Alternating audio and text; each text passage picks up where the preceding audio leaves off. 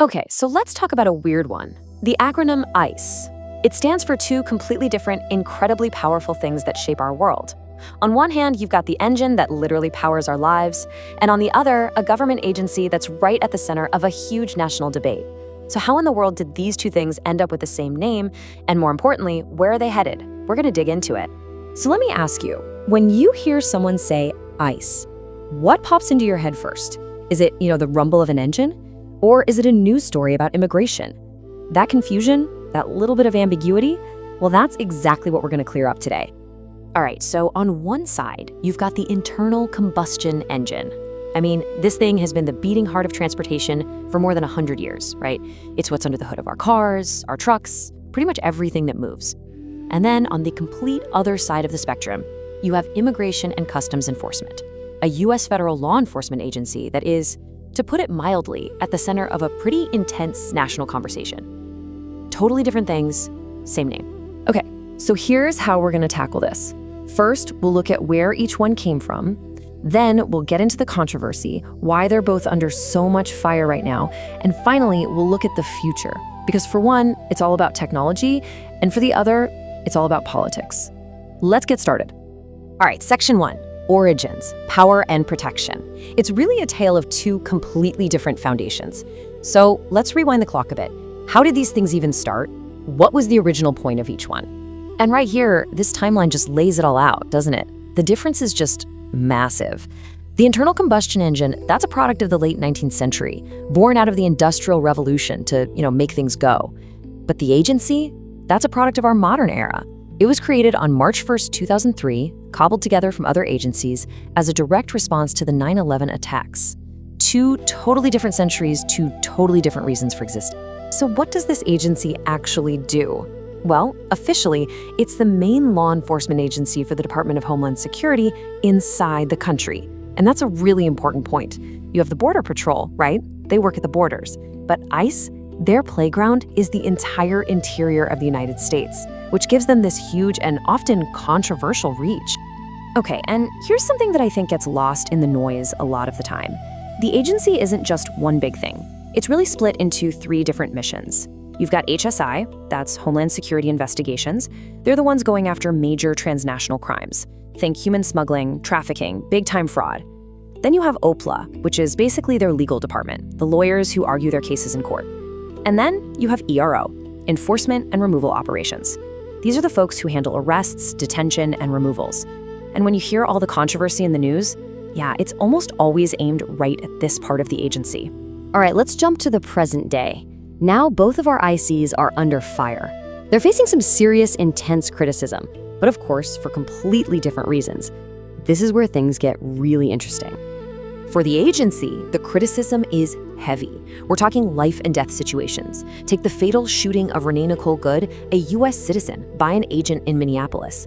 The political fallout from that was immediate and severe. You had House Minority Leader Hakeem Jeffries calling it an abomination. And he didn't just blame the agent, he pointed the finger directly at the administration's policies. Now for the engine, it's a whole different ballgame. The criticism isn't about a specific tragic event, it's about its very right to exist in the 21st century with everything we know about climate change. The debate, as this research points out, is basically, is this 150-year-old technology totally obsolete? Or can we actually use it as a foundation for something new, something better? And the heat on the agency isn't just about big picture policy. It's about the day-to-day tactics. You hear these stories all the time, right? Agents in masks using unmarked vans. Constant accusations of racial profiling. And then there are the high-profile raids in what are supposed to be sensitive locations, places like workplaces or even schools. All of this stuff together has created this image in a lot of people's minds of a rogue agency that's just doing whatever it wants. But, the story with the engine isn't so black and white either. It's easy to just point at tailpipe emissions and say, that's the bad guy. But when you look at the whole picture, it gets complicated. Electric vehicles, for example, have their own environmental baggage. Making those batteries is incredibly energy intensive, so much so that a brand new EV starts with a carbon debt. It has to be driven somewhere between 35 and 50,000 miles just to cancel out the emissions from its own manufacturing and break even with a gas car. The point is, the easy answer isn't always the right one. So that brings us to the future. And this is where the paths of our two ICs just completely split apart. I mean, they're heading in radically different directions. For one, we're talking about a total technological reinvention. For the other, it's a political fight for its very survival. So, think the internal combustion engine is dead? Not even close. It's actually in the middle of this quiet, incredible revolution. Check this out. Recent breakthroughs have pushed the thermal efficiency of some diesel engines past 53%. That means more than half the energy in the fuel is actually being used to move the vehicle. That is a huge jump, and scientists think they can get it to 60%. The old engine has a few tricks left, for sure. So, how are they pulling this off? Well, it's not just one thing. It's like an all-out assault on waste and inefficiency.